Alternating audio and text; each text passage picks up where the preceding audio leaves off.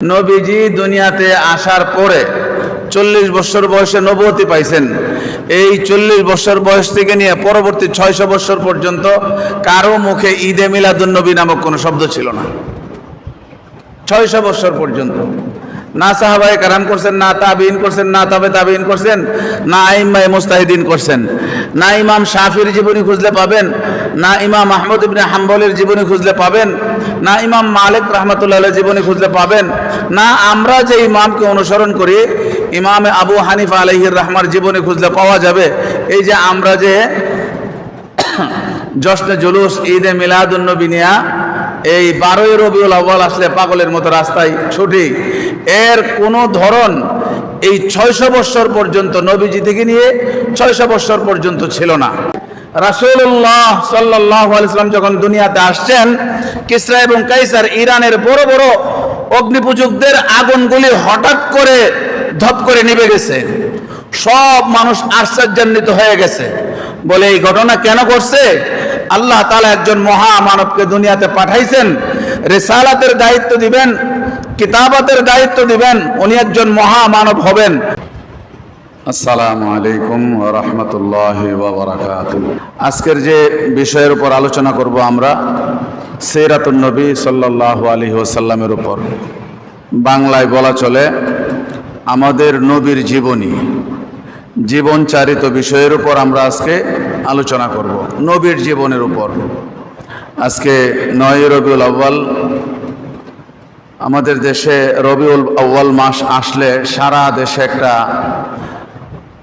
প্রথার মতো হয়ে গেছে যে রবিউল আউয়াল মাস আসলে রাসূলুল্লাহ সাল্লাল্লাহু আলাইহি সাল্লামের উপর বিশেষ বিশেষ কিছু কার্যক্রম হয়। 12 তারিখকে কেন্দ্র করে দেশে কিছু শিরক এবং বেদাতের কার্যক্রম হয়। রাসূলুল্লাহ সাল্লাল্লাহু আলাইহি সাল্লামের উপর অতি বাড়াবাড়ি কিছু করা হয়। তো আমরা ইনশাআল্লাহ আজকের জুমাটার মধ্যে আমাদের নবীজিকে নিয়ে আমরা কিছু আলোচনা করব। নবীজির জীবনী আলোচনা করলে 3টা লাভ হয়। 1 নম্বর লাভ হইল নবীজির জীবনীর যে কোনো অংশ নিয়ে আলোচনা করুক, নফল বন্দিগি করলে যে সওয়াব পাওয়া যাইব, নফল নামাজ পড়লে যে সওয়াব পাওয়া যাইব, কোরআন তেলাওয়াত করলে যে সওয়াব পাওয়া যাইব, নফল রোজা রাখলে যে সওয়াব পাওয়া যাইব, নফল উমরা করলে যে সওয়াব পাওয়া যাইব, নবীজির জীবনীর উপর আলোচনা করলে শুনলে ওই রকম সওয়াব পাওয়া যাইব। সুবহানাল্লাহ। 1 নম্বর লাভ এটা। 2 নম্বর লাভ হইল নবীজির জীবনী আলোচনা করলে, আলোচনা শুনলে মানুষের ঈমান তাজা হয়। কি তাজা হয় বলেন? মানুষের ঈমান তাজা হয়। 3 নম্বর হইল নবীজির জীবনীটাই হইল ইসলামের বিধিবিধানের মূল উৎস। আল্লাহ তাআলা কোরআনের মাধ্যমে যত বিধিবিধান দান করছেন এটা নবীজির মাধ্যমে। তো কোনো মানুষ যদি নবীজির জীবনী পড়ে, নবীজির জীবনী নিয়ে আলোচনা করে, শুনে, তাইলে 3 নম্বর লাভ হলো যে ইসলামের বিধিবিধানগুলি জানতে পারবে। এই 3টা লাভ হবে। মূল উৎস থেকে জীবনীটা জানতে হবে। আল্লাহ তাআলা যেভাবে আমাদেরকে জানাইছেন, নবীজি তার জীবনীটা আমাদেরকে যেভাবে জানাইছেন এভাবেই জানতে হবে। বাড়াবাড়িও করা যাবে না, ছাড়াছাড়িও করা যাবে না। আমাদের দেশে একদল মানুষ আসে খুব বাড়াবাড়ি করে নবীজির জীবনী নিয়ে, এত বেশি পরিমাণ বাড়াবাড়ি করে যেই উদ্দেশ্যে আল্লাহ তাআলা নবীজিকে পাঠাইছেন ওই উদ্দেশ্যের বিষয়ে কোনো খবর নাই। শুধু 12ই রবিউল আউয়াল আসলে জশ্নে জুলুস ঈদে মিলাদুন্নবী, আপনারা শুনলে আশ্চর্য হয়ে যাবেন। এর কোনো ধরন এই 600 বছর পর্যন্ত নবীজি থেকে নিয়ে 600 বছর পর্যন্ত ছিল না। পরবর্তীওয়ালারা আস্তে আস্তে বেদাত বাড়াইতে বাড়াইতে বাড়াইতে বাড়াইতে এখন নবীজির জন্মদিন রে ঈদের দিন বানায় ফেলাইছে। ঈদের দিন এরকম কোন একটা হাদিসের কিতাবে, বুখারী, মুসলিম, তিরমিজি, সিয়াসিত্তার 6খানা কিতাব, মুসনাদে আহমদ, মুসনাদে বাজ্জার, কোন কিতাবে এরকম পাওয়া যায় না যে নবীজির জন্মদিনে ইমামগণ, হাদিসের ইমামগণ, ফকিহগণ, মুফতি সাহেবগণ যে 12ই রবিউল আউয়াল এরকম মিটিং মিছিল করছে, জশ্নে জুলুস করছে।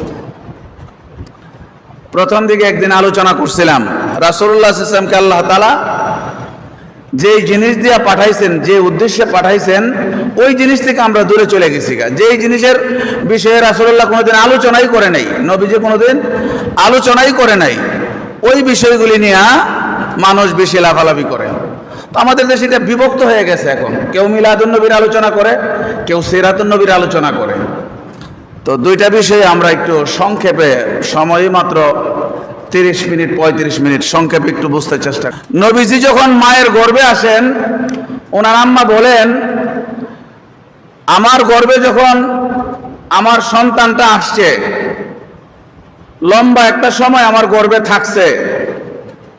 সাধারণত সন্তান যখন গর্ভে আসে, প্রত্যেকটা মা, দুনিয়ার সিস্টেম এরকম, কিছু ব্যথা অনুভব করে, কষ্ট অনুভব করে, তার নানান ধরনের সমস্যা হয়। নবীজির আম্মা বলেন, তিনি আমার গর্ভে আসার পরে আমি এই সাধারণ মানুষের মতো কোনো ধরনের কষ্ট, ক্লেশ, ব্যথা অনুভব করি নাই। উনি একজন মহামানব হবেন। মহামানবের এরকম আশ্চর্য কিছু বিষয়ের দরকার হবে।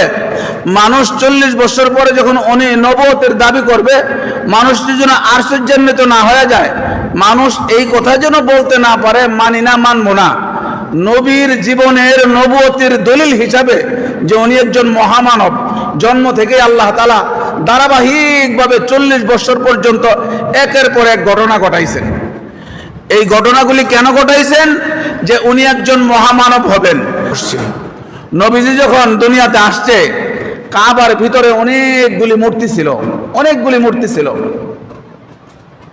নবীজি যেই দুনিয়াতে আসছে, মূর্তিগুলি ভাঙ্গা পড়ে গেছে।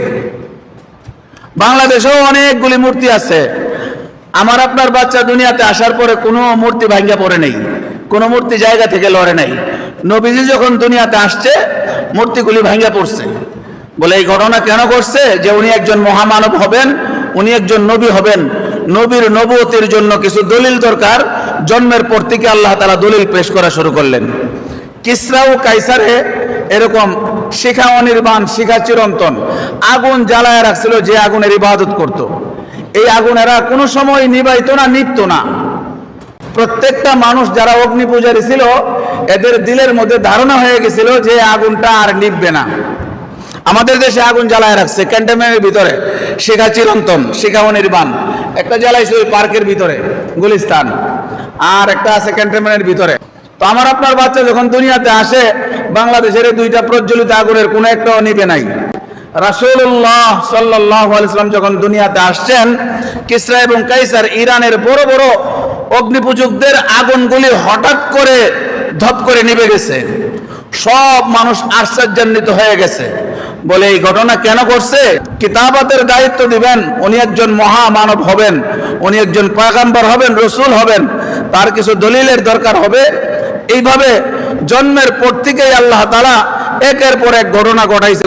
আমরা কিতাবের মধ্যে পড়ছি, হাদিসের আলোচনাগুলি করলে বোঝা যায়, তাফসীরের আলোচনাগুলি করলে বোঝা যায়, 4 থেকে 5 বছর বয়সে বাচ্চাদের ভিতরে দুনিয়ার খেলাধুলার একটা লোভ আসে। আল্লাহ তাআলা ওনাকে মহামানব বানাবেন, রিসালাতের দায়িত্ব দিবেন, নবুয়তের দায়িত্ব দিবেন। বাচ্চা সুলভ যে আচরণগুলি সাধারণ বাচ্চাদের মধ্যে জন্ম হয়, তার ভিতরে যেন এগুলি জন্ম না হয়, এই জন্য আল্লাহ তাআলা তার মাধ্যমে, আমি আমার ভাষায় বলি, কুদরতি একটা অপারেশন করে তার ভিতর থেকে বাচ্চা সুলভ যত লোভ আছে সবগুলি বের করে দিয়েছেন।